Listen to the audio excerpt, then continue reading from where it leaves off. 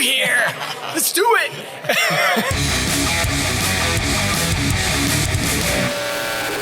Hello, my name is Ty Wilson. I'm the co-founder and CEO of Tab Commerce. This is the Restaurant Finance Podcast. I'm here with Tom Holt, founder, owner of Urbane Cafe.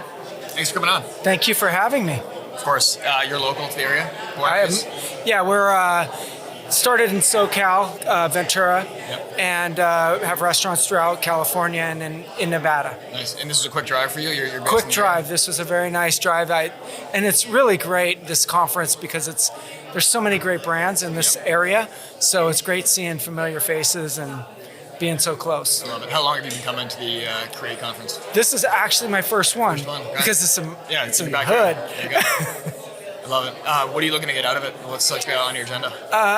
Looking to really, share ideas, hear a little bit more about what other brands are using with AI, talk technology, of course. And share ideas mostly. Yeah, have a bunch of fun too. It's a beautiful resort. Absolutely. We're very lucky. You're normal. You're used to this. So. Yes. Great view. Yeah, this is amazing. Well, thanks for coming on. I would love maybe just a quick background on yourself, Urbane Cafe. Sure. Kind of the last, I think you said 20 plus years since you founded it? So started Urbane Cafe in 2003. So the beginning of the rise of fast casual. Built Urbane around our fresh baked focaccia bread, which we do every day from scratch and bake it right in front of the guest. And we do that for our sandwiches and salads. Really, in 2003, there wasn't very many fast casuals that were doing sandwiches and salads. It was very sandwich heavy. And I really wanted to create food that I can enjoy and feel good about every day. And being a former athlete, it was really hard to find, to get it done really quick. So before it was casual dining and you had to really sit down and order a sandwich and a salad together. So kind of created it out of that and have grown gradually since. Very nice. Were you went right from being an athlete into Urbane? Or so I was a professional motorcycle racer. Wow. Spent years racing in South America, Brazil. And when I was done with that, I came back, went to college, figured out what that was all about, and then I started my first company. It was a franchise. Had a bunch of juice bars, sold that to a national chain, and then I said, I want to do everything from the bottom to the top. I didn't want to be part of a franchise. I wanted to own everything and create it that way. Yeah. What did you? So you were a franchisee of the first group. I was. And then you go on to the full own side. Now you own all your stores today. Yes. Right? What did you? I guess you did the first group, sold that. What did you want to do differently with Urbane? I wanted just to own everything. Like I wanted the name from the painting on the walls. How could I scale this? I wanted to own operations and build a team that was really collectively mine. Perfect. Well, and maybe give us a sense of the scale today of Urbane. So we will be opening, we'll be at 50 by the end of the year. Currently we're at 45. How have you thought about growth in general? So over the last, since 03, getting to that many stores, how have you thought about it? Do you have like a, opportunistic? I'm a little disappointed. I would think I'd be a little farther along. But when you look at it, it's over 20% a year in growth. But we're not opening one every 24 hours like Chipotle just said. But we are, look, I've financed this thing myself through bank financing and a small investment from the founders of Panda, and having the Panda Group as a strategic partner has been phenomenal for us as a growing brand. And When did they come in? They came in 2017. We had like 12 restaurants and saw our numbers, and we were very solid. And we weren't looking. We had dated a a lot of private equity, and we were not ready. I mean, at that point, I did not feel like we were ready for a true private equity round. Right. What was it about the business that you felt wasn't ready yet? Was it the numbers? Was it the processes? One, I didn't think we had the scale. I think we needed more markets. We didn't even have enough real estate pipeline but really we're in the people pipeline. We have to develop great people, and we didn't quite have the team ready. And we had all the numbers. We had, our unit economics were very good, but we were not, ready as far as a team. You think that's a matter of you having just a really high bar for what you think was ready, and perhaps you were? Probably. Yeah. And when I look at things, I look at it as from both sides, because I'm an owner and an investor, and I got to make sure that this thing works. Because I have no, at the time, I have personal guarantee, so I got to make sure this thing is solid. Absolutely.